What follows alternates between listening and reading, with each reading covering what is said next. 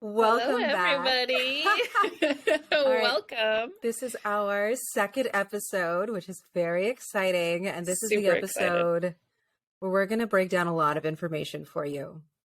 This But is but this all in a is fun way. It's not going in to a be fun too way, but this is crazy. this is going to be an information bomb. Yeah. So, for all of you human design one lines out there, prepare to celebrate. So, in And this for me, if you're episode, like me, whatever that means, we'll get it. That's another episode. we're another getting into. episode, It's another human episode. design. Yes. But I think you are a, oh gosh, now I'm trying to remember. I think you're a 4-6. I'm pretty sure I'm 4-6 from what Yeah. you've told me. Yeah. What you've shown me is just Anyways, so back to this episode. yes. So we are going to be focusing for our second episode here on how to work with crystals and how crystals work with us. So we'll be Yeah. talking a bit about the history of crystal usage among Yeah, just a little hominids. brief history.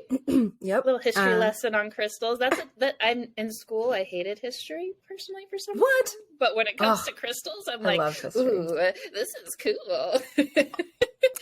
So yeah. And then With we'll that, also be diving into the science. And I'll be honest, science was not my favorite subject, but when it came, especially chemistry, God, I hate chemistry. But when it came to my geology class and when it came to my biology classes, biology. I loved them Yes, because totally. you had a context. It was amazing.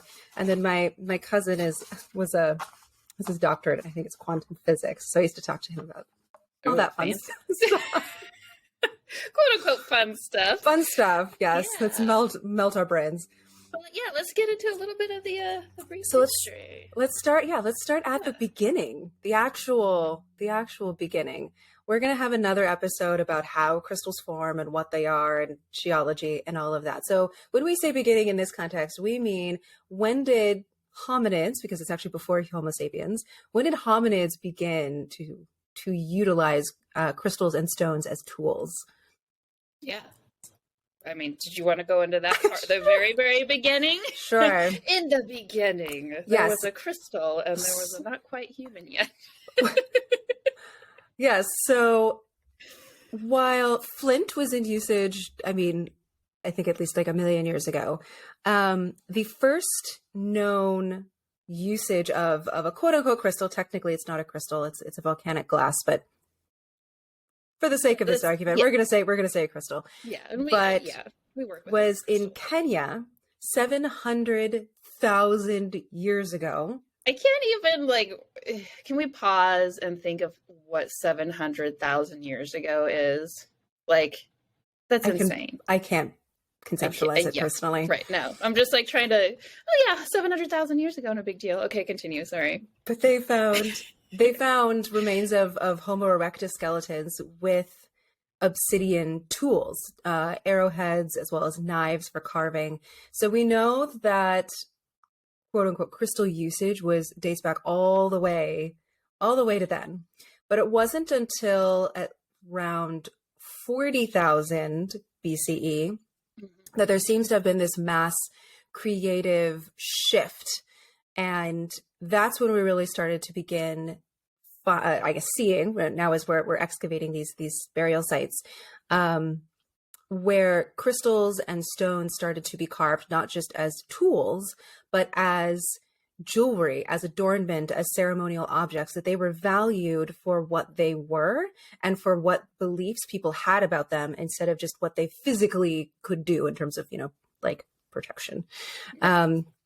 So the oldest one that's been found so far, at least as of my research, this week, was around 40,000 years ago.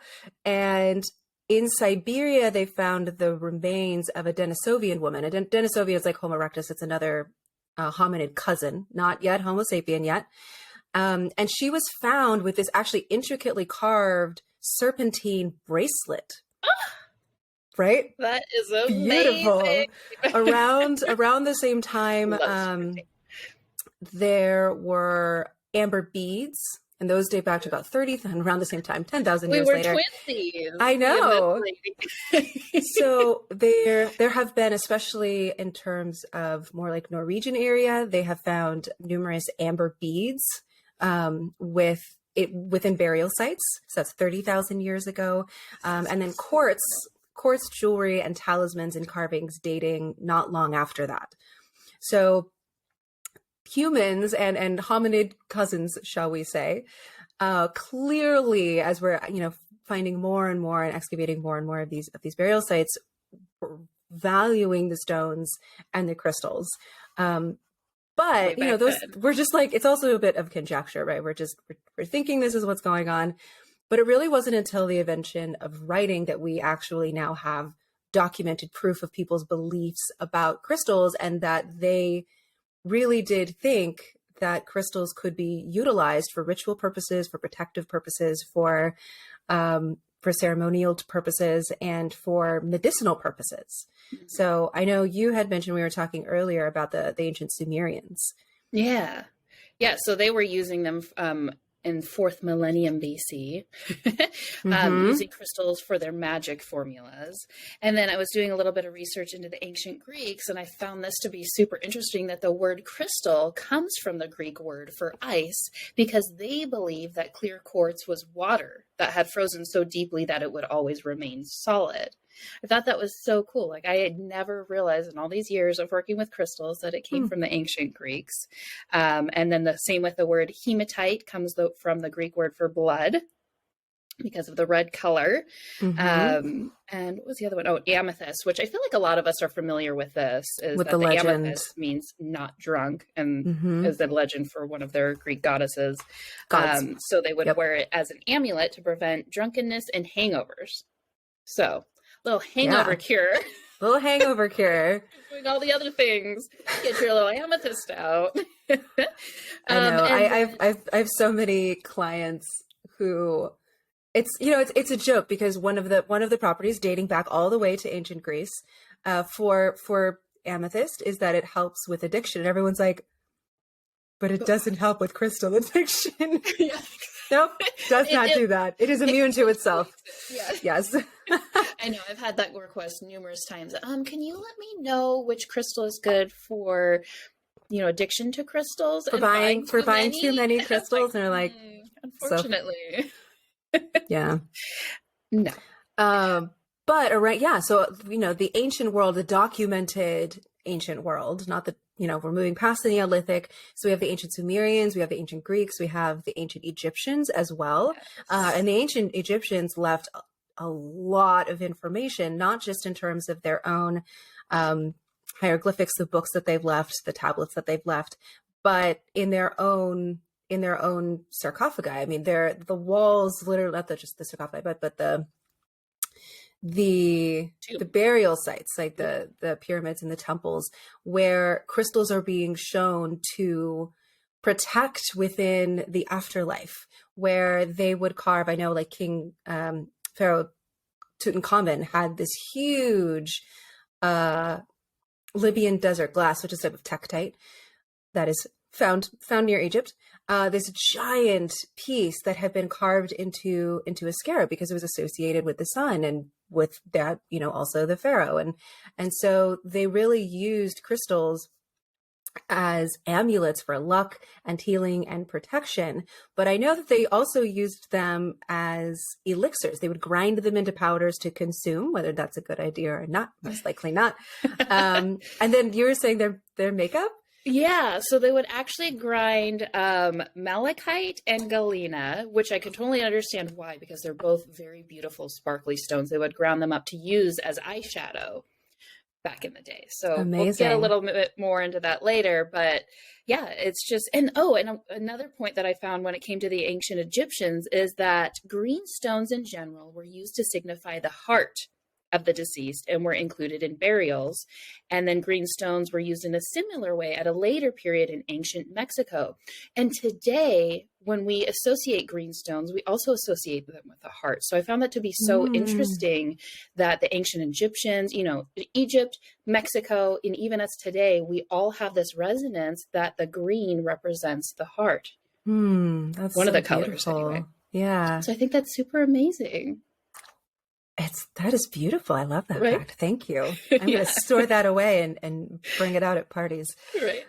So what we're seeing here, and then exactly what you said about, in ancient Mexico, in Central America, in South America, crystals, we have chrysocolla in the ancient Incan civilizations. In Central America, we have turquoise and jadeite or jade, and all of those were considered very holy stones, and that they could be utilized for ceremonial purposes. There are many, many tools that have been found, including like death masks or ritual items, cups that are used to gather blood during sacrifices, things like that. But it's amazing that like crystals inherently mean that it's something to be revered. In China, we have jade being utilized as a protective advice, as well as an amulet that could be used for long life, for health,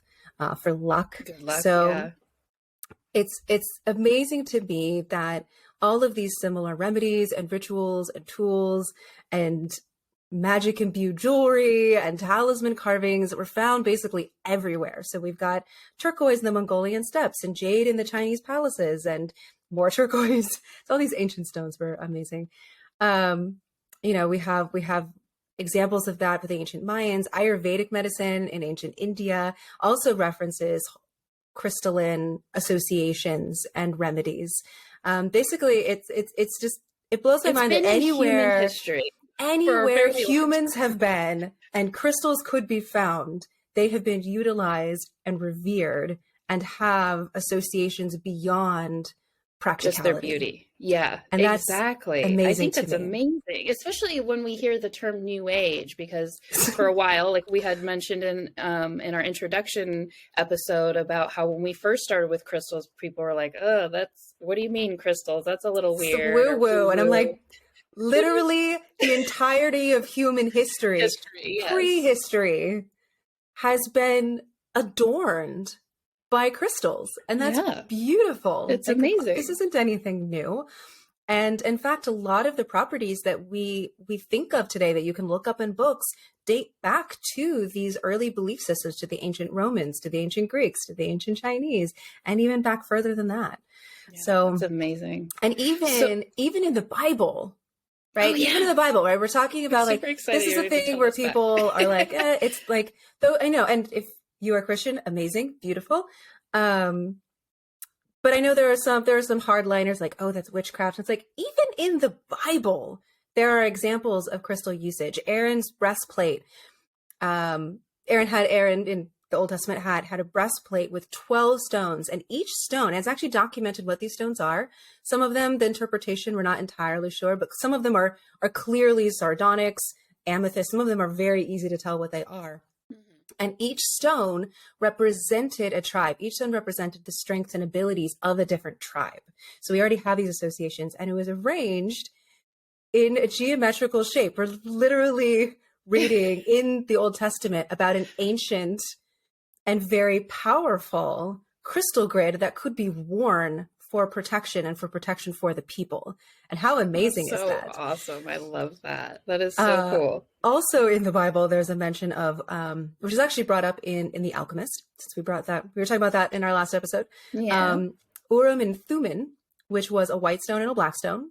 And they were used by ancient priests for divination. And when we're talking like crystals being used for divination in ancient Israel by ancient Israelite priests, and it's recorded in the Bible as something that is holy. It's a bad thing.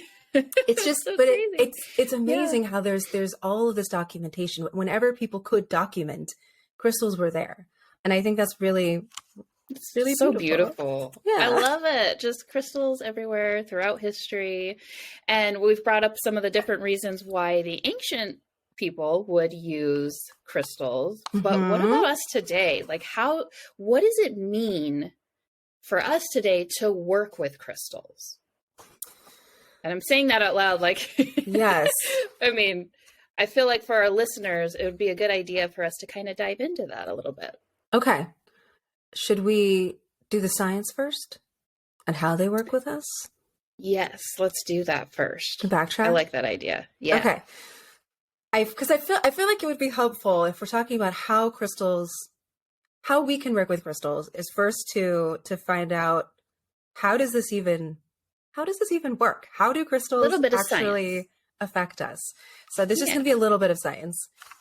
And by little, I mean like a page that I've written here. But that's fine. So there's a number of reasons I think why people are drawn to crystals. If we're looking at just like our brain, why do they make us feel better? And I think one of the things is what you brought up is that they're pretty. Mm-hmm. People like things that are pretty. They make us feel better.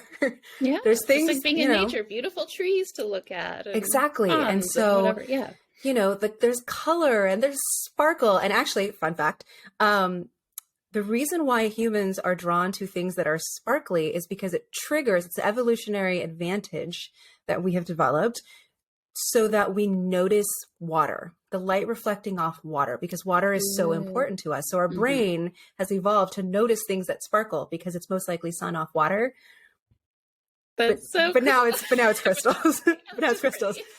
But it's amazing that our brain is literally activated and comforted by things that sparkle. Oh, because it's like we are safe. There is water nearby. Yeah, I love that. It's kind of, it's like even if there isn't water nearby, it's still like a kind of fun hack. Like you're hacking your brain of like things that are sparkly. I will pay attention and I will be comforted because I'm safe. Totally. That totally goes along with fairy dust too. Yeah. Thank you for sharing that fact. You're welcome. So let's dive in now. Now we've like briefly touched on brains. Let's dive into the quantum physics, right? I get this question a lot. It's like, why does this even work? Isn't it just woo woo? But what's neat is that the more that is being discovered with quantum physics, the more we are understanding how right the ancient peoples were, not in everything, but in terms of many indigenous cultures' understanding of energy and energetics and the connection between everything. Mm-hmm. So for a brief history of crystal and quantum physics, all matter is vibrating, right? Einstein has proven this. All matter is vibrating. Everything literally is made up of energy. And according to the law of resonance, which I love this law, everything in the universe communicates with one another through vibrations. And you can even look at this as a very, very simple, I am communicating to you, Iris. I am communicating to literally everyone who is listening to this by producing vibrations. I am literally with my vocal cords producing sound waves, and that is how I'm communicating with all of you. So that's like the most three-dimensional version of it. But all objects and living things in our entire known universe, including all organs and cells of our body, possess a unique oscillation. So every single thing has like a vibrational signature. In music, this can actually be seen, this communication, this law of resonance can actually be seen when, and if any of you are instrumentalists, you'll know this, especially string instrumentalists. In music, this can be seen when an instrument, say a guitar, is vibrating at the same harmonic of a nearby instrument. Let's say, I don't know, a viola. The viola will begin to vibrate at the harmonic shared with the guitar. Even if no one is playing it, it will start to vibrate. How funny. This happens a lot with drummers with cymbals. They'll start to vibrate even if no one's playing them. And it's because it's picking up on a resonant frequency that is similar or the same as to it.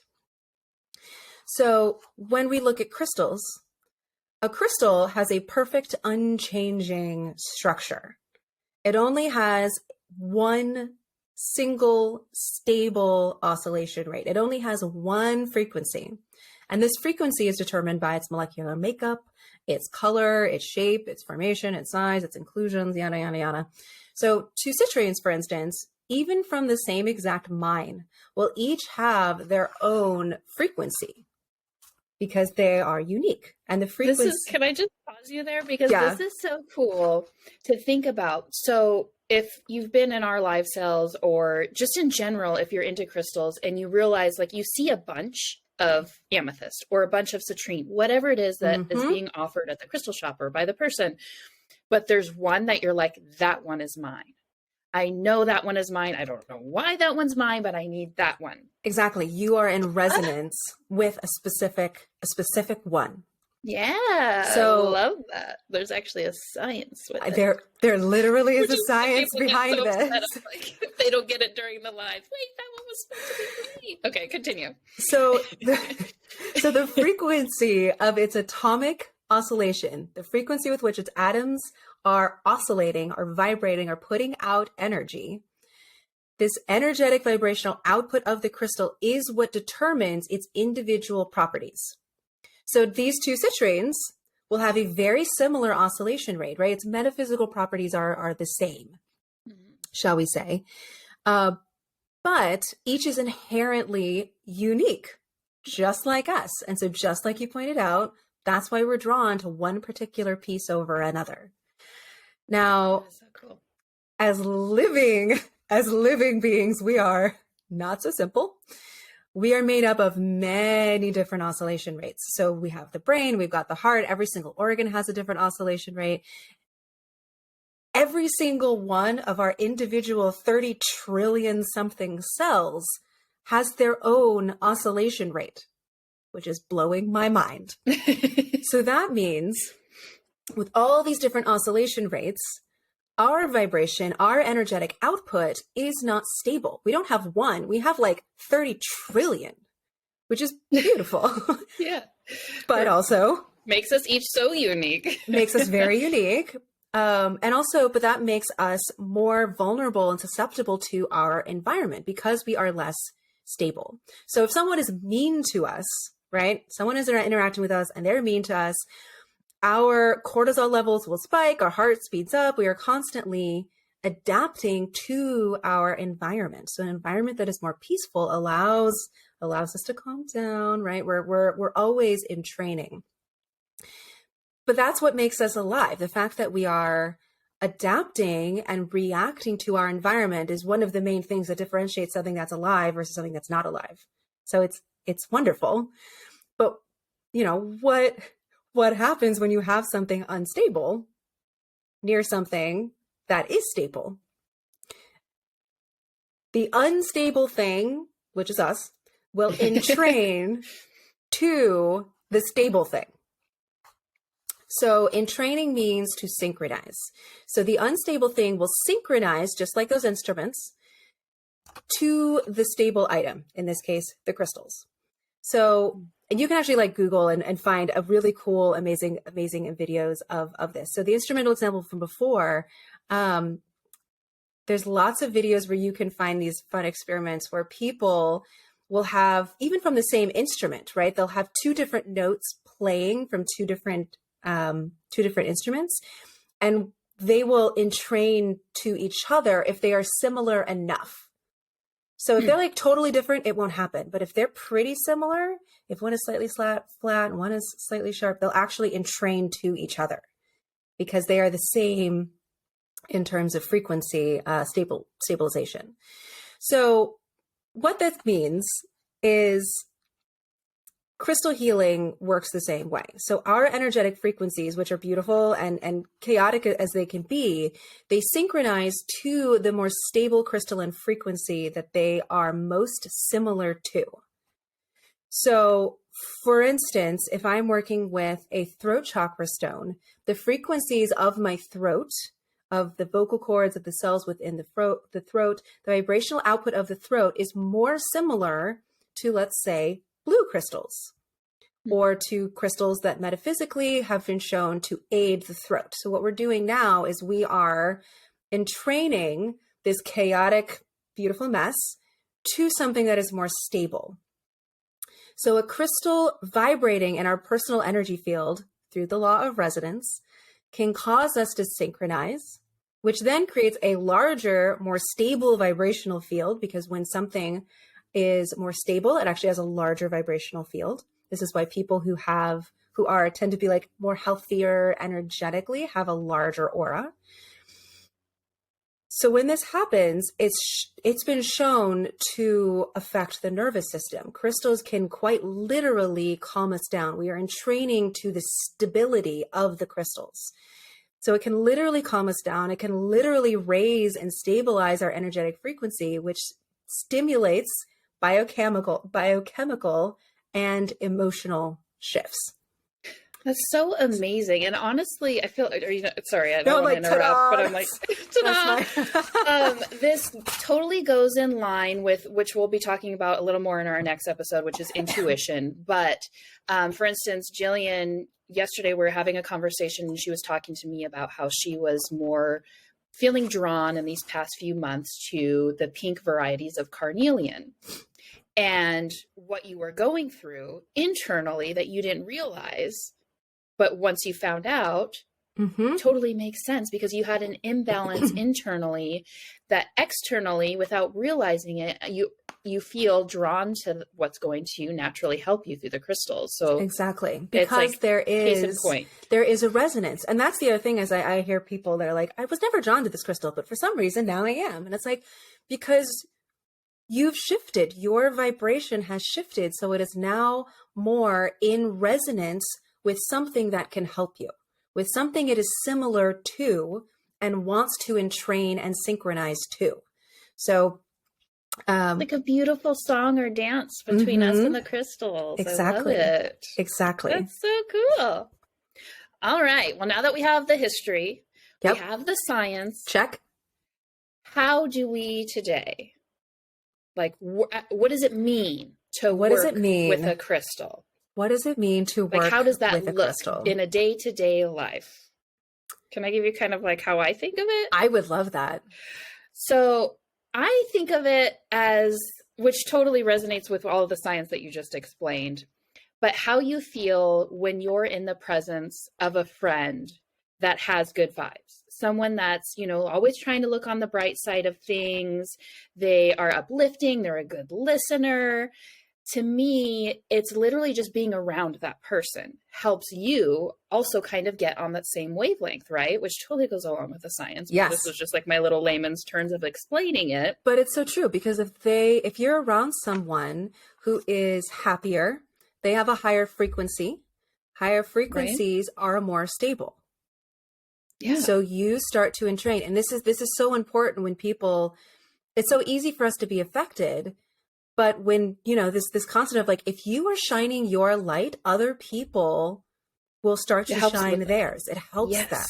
It helps them to uplift as well. Oh, I love that. So for me, how I wanted to explain, quote unquote, working with a crystal is literally just being around it.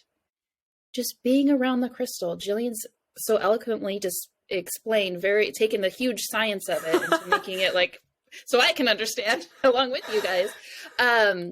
But just being around the crystal. So we're going to get into the different ways, but literally just being around it. So don't get intimidated if you're not into crystals yet, or you're kind of in your beginning stages. Don't be intimidated. It's very, very simple. There's so many ways to do it. There isn't a wrong way, unless it's something physically harmful to yourself or others. Exactly. But in majority of senses, whatever way you feel called, do that. Yeah, you are limited by your imagination and the laws of the society you live in. That's basically it. Yeah. So, should we get into? Oh, wait. Well, let me ask you too. Like, your view on working with crystals and what that means. I think you said it beautifully. It's what I mean. Like when I think about working with crystals, I think it's really shifted for me. And I know we talked about this in our last episode, but it feels less to me now like the crystal, I am working with a crystal, and it feels more like the crystal is working with me. The crystal that wants to work with me, it is for a purpose, and I just need to be open to what that is. Yeah. And there's so many different ways to do that, which I think we're about to dive into we're about now. To just so for those of you who are like, how do I work with crystals? Can you give me some ideas?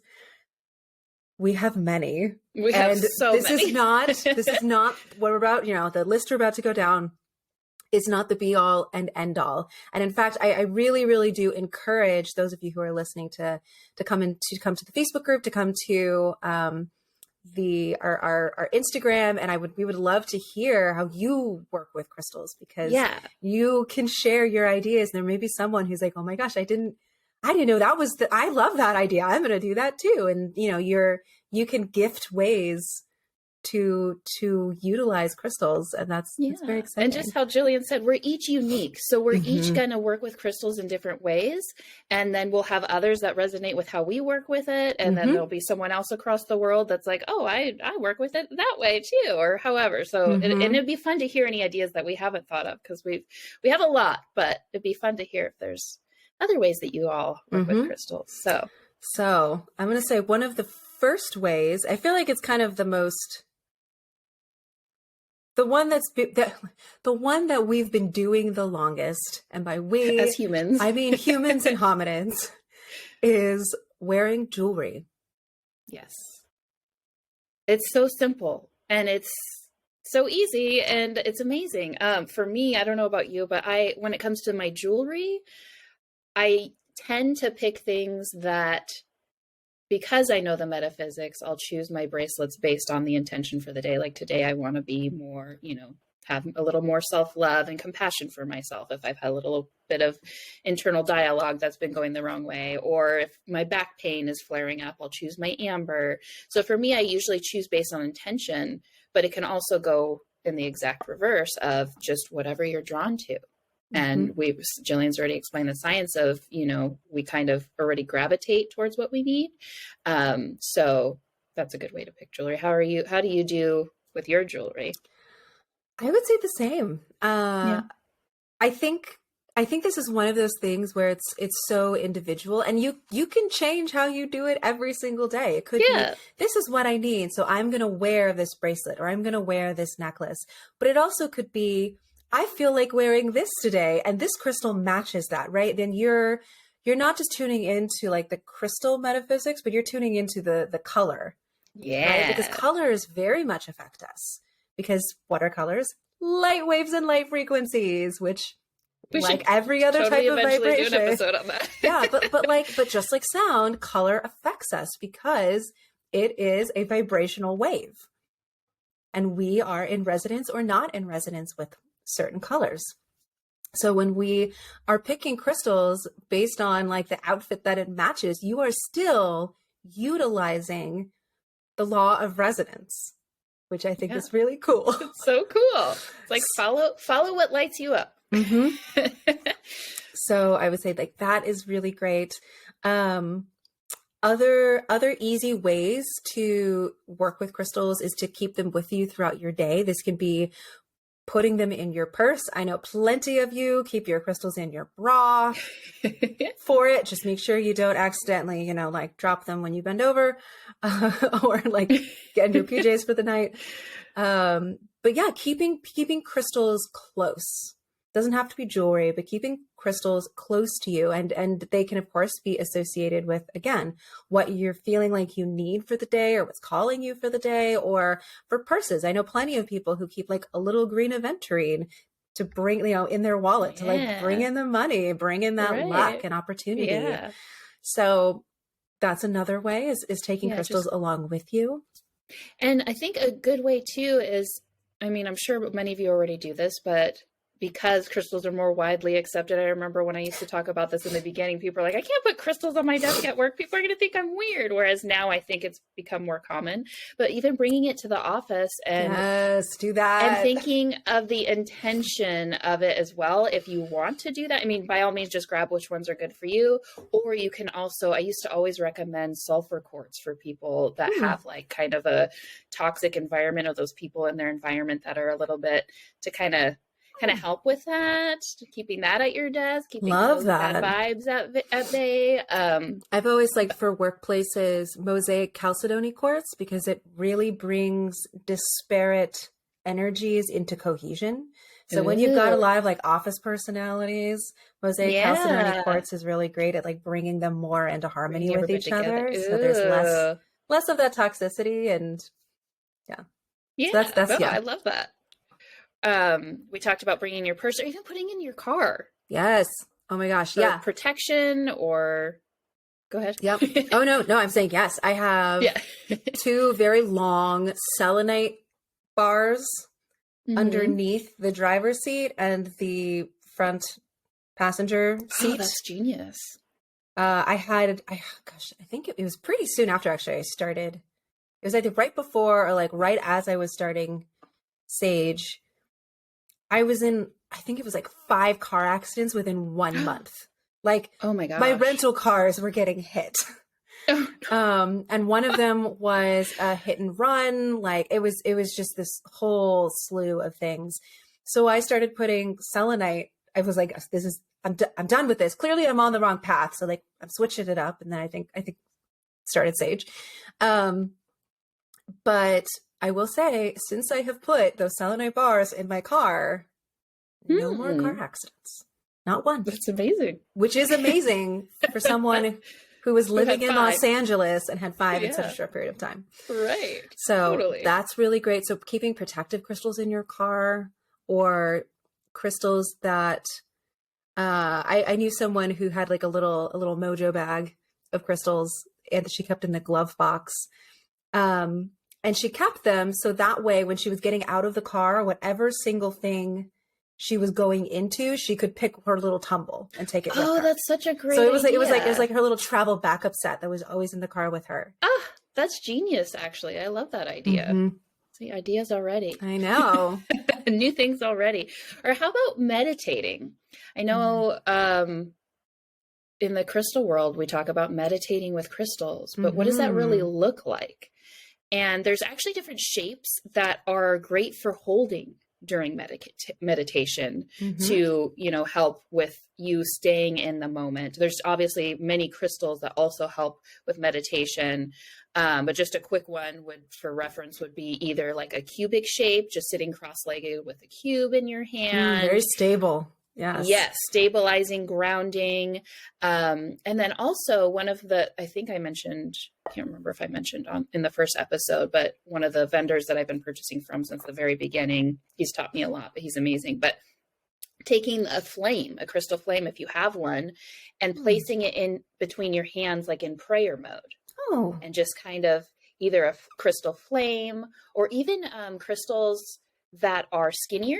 So tabular quartz or sheet crystals, just placing them between your hands in like a prayer motion is just so, I'm already like I thinking love about that. it. Like, ooh. That's such a good idea. I'm going to do that. Okay. Let me know how it goes. I know when I've been meditating, it just depends, but usually I'll stick with something polished that feels good in the hand. Like, palm stones are great go-to spheres. Definitely. Yeah. Specimens I usually try to stay away from just because I'm afraid I'm going to zone out and drop them. Yes, I was just going to say zone out and drop so those I'll have like in front of me or around me or next to me. Yeah. But I love it. I think with meditations, it can be anything. I mean, again, it's like there's so many different ways to meditate, right? You can have a walking meditation in the forest and have a crystal that helps you connect with Gaia energy. Yeah. Like the fairy frost crystals. Those fairy frost crystals. And the star Sputnik aragonites, or a little green, a very tiny green apophyllite. There's plenty of these crystal energies. Moss agate is probably like a really great kind of like quote unquote basic, easier to find crystal. Moss agate, green tree agate. There's so we'll many. Obviously dive into meditation and others, right? But like a walking meditation, right, to help you connect with with the forest or the desert or wherever you might be. There's of course like the sitting meditations that can be really short, and you're utilizing crystals to help deepen your meditation or to connect to the guides that you want to connect to. There's so many different ways. Or just a meditation that's like for the crystals. I want to be in resonance and connect to this crystal that I am holding. So this is going to be my crystal meditation.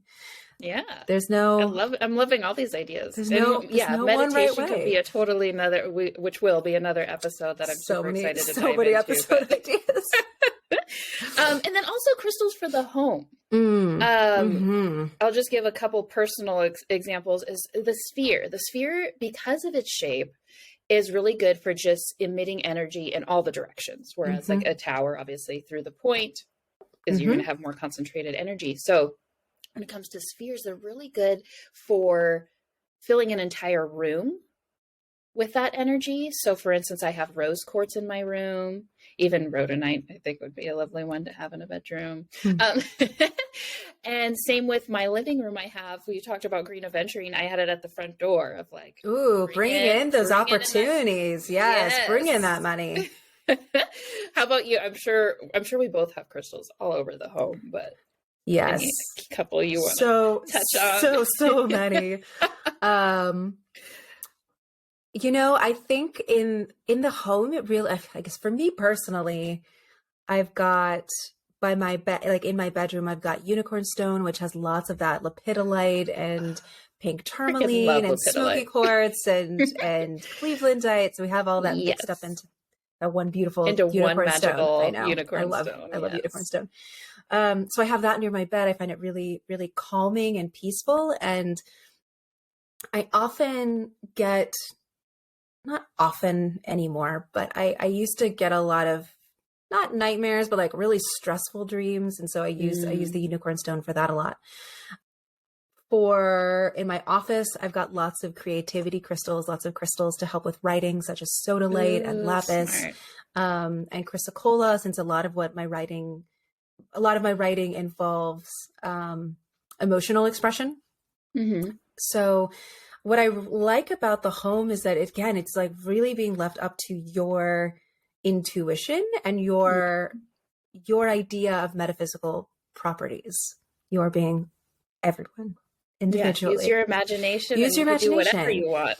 Another way that I think is a great way to utilize crystals in the home is that if you ascribe to feng shui, using correlating crystals in the different bagwas in a room. So in the wealth and the money and the abundance section, you're going to utilize citrine or pyrite, right? So there's all these different ways that you can correspond. And what's a bagua? So a bagua is, in feng shui, there's two different schools of thought. One is based on direction and one is based on when you enter a room, the direction within the room.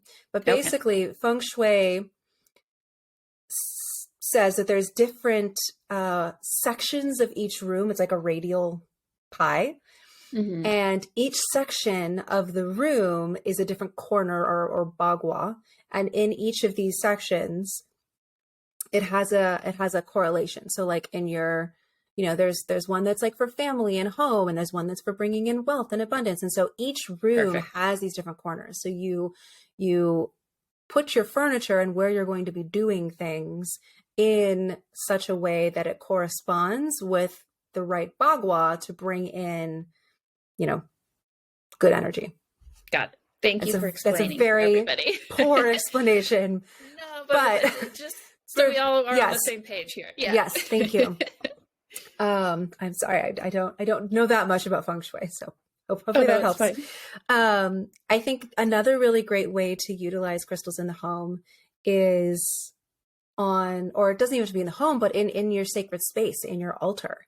I have a friend of mine who has the most beautiful ofrenda, and she has tons of crystals on this ofrenda because she has a different crystal that correlates with every single ancestor that she connects with. That's and beautiful. I think that's so beautiful. So she'll have a crystal near, next to each photograph. I love that. And so utilizing crystals to connect, that's another way to use them, is like connecting to your ancestors, whether it's the energy really feels aligned with the particular ancestor, or I feel like kunzite feels a lot like my maternal grandmother. Kunzite and rose quartz is just, and I think like the Botswana agate. I don't know why, but like those are the three. I just like, they really feel like my grandmother.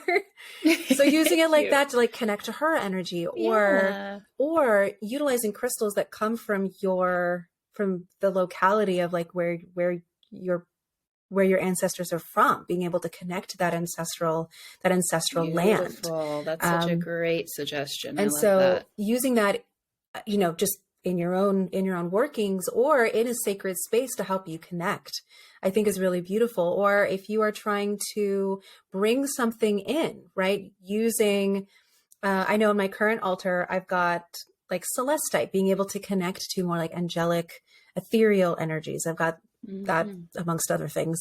But again, there's no one right way, but you can really easily utilize any crystal that you're feeling at the moment to designate a sacred space. I know sometimes, I think a couple times a year, I usually will offer crystal slabs, right? Or plates. So it's like this Yeah. thick slab of like rose quartz. And it's like, that can be your altar base. You literally can use crystals or a slab of petrified wood to designate the area that is going to be your sacred space.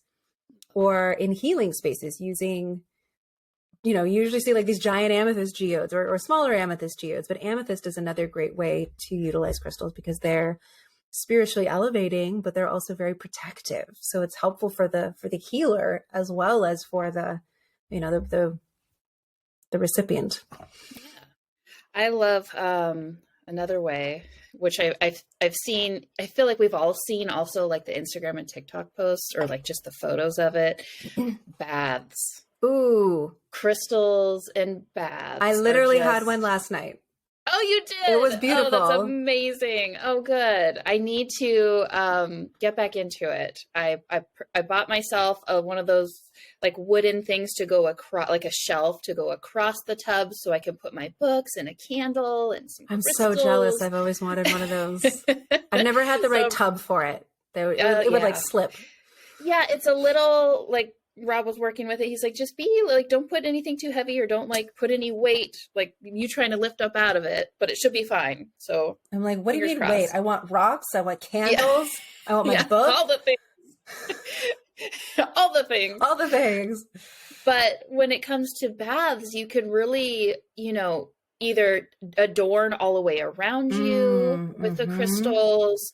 Some crystals can even be immersed in water. So, just make sure and do a quick search to make sure that they're water safe so they won't, disintegrate or anything like that over time. But yeah, that's another beautiful way to absorb the crystal energy and also just do a little bit of self-care. You're in water, which is another part of nature, getting your intuition flowing. So it's just a really beautiful way to treat yourself and be around that crystal energy. Yes, I love that.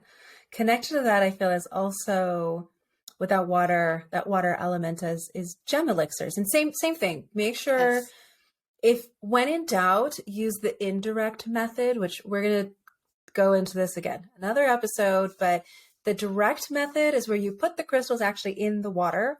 The indirect method is where you put the water in glass and then have the crystal next to the glass, touching the glass, or in a glass within the other glass, which is then in the water. Yeah. But indirect, it is not actually touching the water. And so again, just do your research, make sure that you're not ingesting something that you really don't want to be ingesting. Quartz family typically is relatively safe except for tiger's eye. But if you're like, I just want to start experimenting with this, clear quartz, rose quartz, amethyst, citrine, green aventurine, those are kind of good ones to start off with that are relatively safe. Yeah. And it might be fun too. Like as you're talking about that, I'm like, ooh, this is a good, to like try that out. If you haven't done gem elixirs yet, like first, obviously research the stone that you're putting in the water, making sure it's water safe and whatnot, but noticing if you feel a difference over time. I think that would be beautiful to take note of. But yeah, just yet another amazing, fun way to work with crystals. It's again, the possibilities are numerous. Kind of endless. Endless. Yeah. Other great ways that I know a lot of people use are pendulums. Pendulums don't have to be made from crystal, but they often are. So that's a way to tap, to connect to your intuition, to get answers for things potentially, and even to do like chakra balancing. So that's a way to use it. Body layouts is another way to use crystals. Like my throat is, so I'm always going to use my throat as an example. My throat isn't feeling well, so I'll lay down and I'll put a blue stone on my throat, right? I am knowing this is in resonance, so I'm purposefully utilizing the crystal to help myself and train with it, to become more stable, to become more healthy. Divination is another great one. We talked about that. I mean, divination has been going back forever. I was reading an article about ancient Japanese peoples, like cultures would use crystals for divination as well, which I think was really cool. Awesome. That's something that's like often talked about, but I was like, this is new. This is a cool article. So divination, and that could be runes like that are carved onto crystals, or that could be scrying with obsidian. There are so many cultures, especially those conchoidal fractures in obsidian. Talk to me. So sexy. I love them. But obsidian, yes, definitely. It's a glass. Like it's this beautiful shadow glass. It's perfect for scrying. It has been used as that in Mesoamerica for thousands, tens of thousands of years. Yeah. You know what I love doing too is crystal gazing. And it's basically, you take like a crystal that's raw, that has a lot of conchoidal fractures. So conchoidal fractures, if you don't know what it is, it's usually how you see obsidian when it's raw. It has like these ripple looks to it almost, and when it's in the sunshine, it reflects kind of like the glistening or the sparkles in like a pond of water. Absolutely beautiful. So fine crystal, if you have a crystal like that, sometimes smoky quartz comes raw like that, but it's still got that clarity where you can gaze in outside in the sunshine. And it's just so, not only, it's almost for me like a form of meditation, because you're just focused on the crystal, the beautiful light within reflecting from the sun. And you can also see some shapes and some images pop up. I do that during the live and people are like, oh my gosh, I see this. And I'm like, I see that too. It's like cloud gazing, but for crystals. Totally. So that's another fun way to connect with crystals and also kind of zen out as well. I know one of the ways that you use them is you have oracle card pulls, and you always incorporate crystals into that. And yes. I know a number of people who also, they'll do, instead of using oracle cards or in conjunction with oracle cards, they'll do a crystal pull. So they'll have a bowl of a bunch of tumbles or a bunch of palm stones. That's so cool. And they'll pull, close their eyes and they'll feel which one is right, and they'll pull a stone, and then either just intuitively check in with what the properties are, the message that's trying to be received, or if they're each to their own, or they're like, I'm going to look this up, and so then they look up what the properties are, and that's another really great way to kind of do oracle pulls with crystals. Yeah, I mean, it's exactly the same exact method, but with a crystal. I love that. Very cool. So yes, so many ideas, so many ways. We want to hear your ways, as we said earlier. Like, let us know if you have any really cool ideas that we haven't heard of, because there's multiple that Jillian just brought up that was like, I love that idea. Same. Yeah. So cool. Well, we hope you enjoyed this. Yeah, I think now that we've just like exhausted ourselves, I want to go try some of these ideas. Yeah, let's go do all the things. I'm excited. But yeah, be sure to let us know. I'm really curious to see what other ways there are. I feel like we should make this like database, so people can go in and like, look at all this, like, look at all of these ways that we can work with crystals. Get different ideas, and then that can start being the intuitive instead of oracle cards or pooling for a crystal. You just scroll on all the ideas that people have and land on one. And like, ooh, this is what I'll do today. Yeah, I love that. Love it. So I think that just about wraps this episode up. I feel like I have learned so much from this episode. I know it was relatively I don't know, shallow is not the right word, but like we didn't really plumb the depths of things. But I feel like this really gives someone, whether you're just starting off or whether you've been using crystals for a long time, gives a lot of information on the why and the how and ideas to all the fun new ideas to experiment with. Yeah. This has been fun. Thank you so much for listening, you guys, and for joining. And yeah, this was a blast. And if you enjoyed yourself, please, by all means, share with your friends, family, loved ones. The more the merrier, that we can keep building this crystal community. And you can find us on Spotify, Apple Play, YouTube, and at crystallizingconversations.com. Be sure to follow us on IG and TikTok at Crystallizing Conversations. And like we said, we'd love to know how you work with crystals. And we'd also love to know what you want to hear us talk about, or what topics you would like us to explore in future episodes. Yes, I'm very excited to hear that as well. Yeah. We obviously have already a bunch of ideas, but oh my God, I feel like every time we talk, we're like, oh, another podcast idea. Another episode. Years of episodes. We kind of have like the next year's worth of ideas already. So anyway, cool. Thank you for spending time with us, and we will see you next time. In the next episode, our next episode is on intuition, so stay tuned for that one. I'm excited. It's going to be fun. All right. Bye. Take care, have a beautiful friends. day.